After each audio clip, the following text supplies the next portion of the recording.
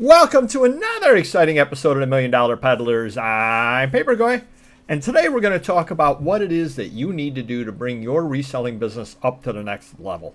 You're going to hear a lot of different theories out there from people, and I'm going to make a certain group of assumptions here.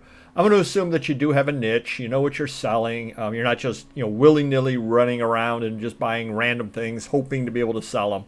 That you kind of know what you're doing to some extent.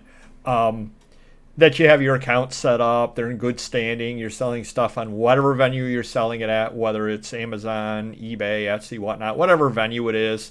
You know how to pack things and all that. You've got a rudimentary start at the very least. So you're not just totally starting out from new. But as long as you've got some kind of a base in place, without a doubt, the number one thing you need to do to bring your business to the next level is networking. And I'm going to give a real life example as to why. And I was doing a whatnot auction yesterday.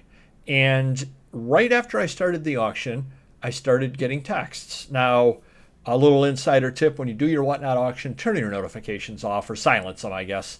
So I saw the texts coming in and I saw who they were from, and pictures were coming. I wasn't able to see the pictures, but I was able to read the words because they popped up on the screen pretty quickly while I was doing the auction. And basically, it was somebody out there that does house cleanups that sells me stuff. And they're like, hey, I got a bunch of stuff for you. And they started sending pictures, which I looked at afterwards. And the funny thing is, it's absolutely perfect stuff for whatnot. I know they're very, very reasonable on their price, and they're actually subscribers. Hey, thank you. But I know that I can buy the stuff, take the time to sort it out, take the time to list it on whatnot, and make some money for my time and trouble. So it's absolutely perfect. And the really good thing about that is while I was doing the whatnot auction, I was telling the people in there, hey, guess what? We're going to be having more auctions coming up because some good stuff is coming in for sure. Which they were all laughing about there as well, because they're like, wow, I can't believe you're getting buying texts during the middle of the show.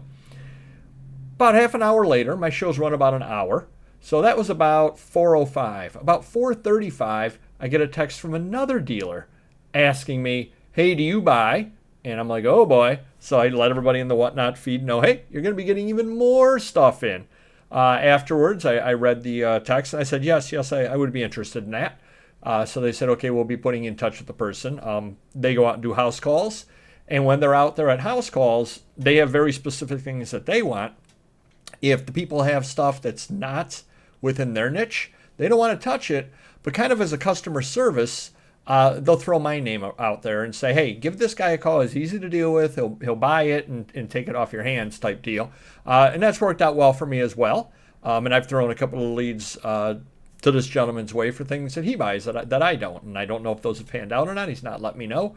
But at least, scratch my back, I scratch yours, quid pro quo kind of deal going on. So that's two deals in the middle, that are in the works in the middle of my whatnot auction.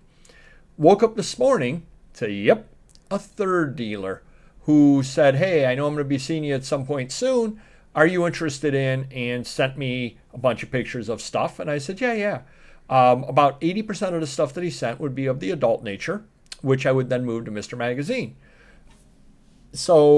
And I told Mr. Magazine about it, and I said, here's what I'm getting, here's what I'm paying. I'm going to charge you a little bit of an upcharge because I've got to pick the stuff up, load my car, drive it on back. And Mr. Magazine's absolutely fine with that as well. He understands, I'm not going to drive out of my way for my health. So yeah, I got to get paid a little something for doing the work for him on that end of things as well as having the contact. And that's kind of the way things work as well. You always say thanks. You make sure you treat the people right. Finder's fees if it's that situation, and so on. But you network. I think without a doubt that is the number one most important thing to bring it to the next level. Because you can only go a certain level on your own. You can go and jump in your car every week and drive out to the estate sales and drive out to the garage sales and the flea markets and everything. And you could do okay. I'm not saying you can't do okay that way. However, to really move it to the next level is networking. Why? Because then you've got a lot of sets of eyes looking for the stuff that you're willing to deal in. And as long as you treat them right and they make a few bucks out of it, they're more than happy with it as well. Because to them, they're out there, they pick some up, they know they can move it to you, or you throw them a finder's fee, or you give them a lead at a later point. It all works out well for everybody.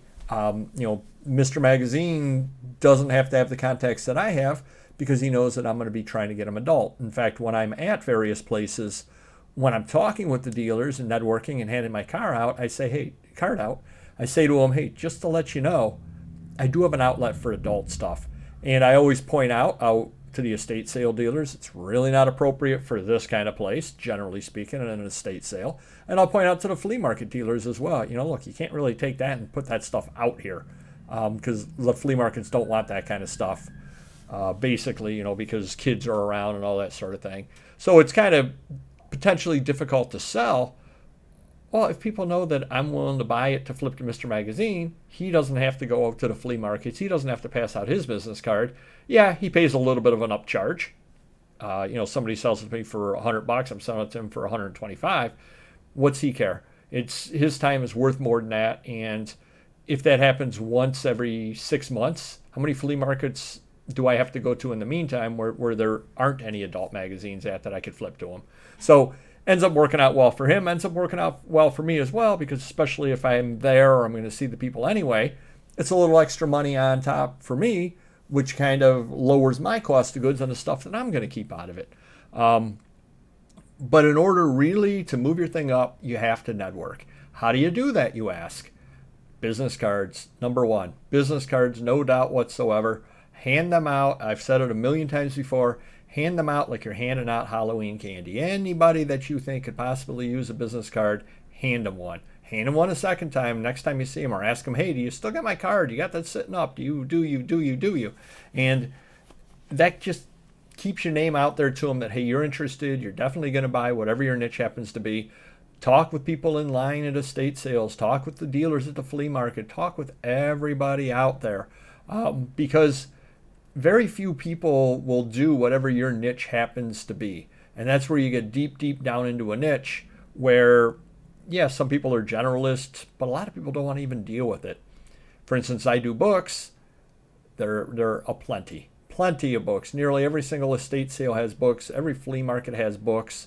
Garage sales have books. There are books galore out there. Well, you might be a scanner. You scan the books and sell them. You don't really want to deal with the older books without the ISBNs on them. It's just nothing you want to deal with. You don't know them. You don't want to learn them. Hey, great. There's room for both of us out there, and so on. And I'm across so many different items of paper, but even there are items that I don't do. I don't do anything at all with stamps. So it's good to have a stamp person that I can say, give this guy a call, because I don't really want to deal with stamps.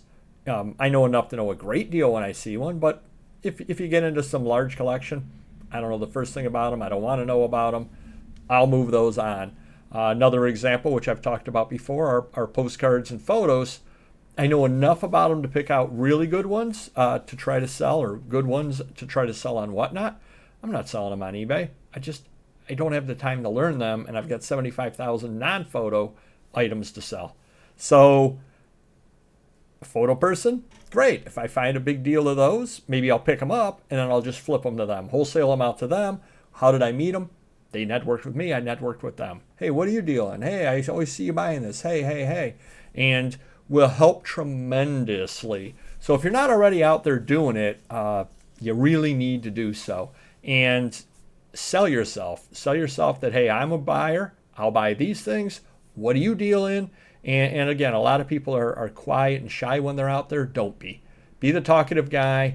Talk everybody up. Chat everybody up. I mean, I'll go into estate sales and they'll be like, oh, a lot of paper this sale. You definitely want to check the basement. Right when I walk in, I then head right down to the basement because the people who run the estate sales have just told me where to go. Not that I won't check the rest of the house out, but why waste my time going up into the attic if all the good paper's in the basement? Similarly, there's one estate sale dealer who had a sale up. Looked like older stuff, so I reached out to him and said, is this worth my coming out to? And he said, no, there's really no paper out here. It's all more this other stuff here, not worth your time. And I definitely did appreciate that, because how many people out there, estate sale dealers, would say, oh, yeah, to try to get me in the door, and then I wasted my time. He said, no, don't come to this one. And I appreciate that, but he also knew exactly what I dealt in because I've talked with him enough times. that he knows, and he knows I'm willing to buy, and he knows I'm willing to buy big bulk lots from him. He's happy, I'm happy, he doesn't waste my time. I definitely do appreciate that.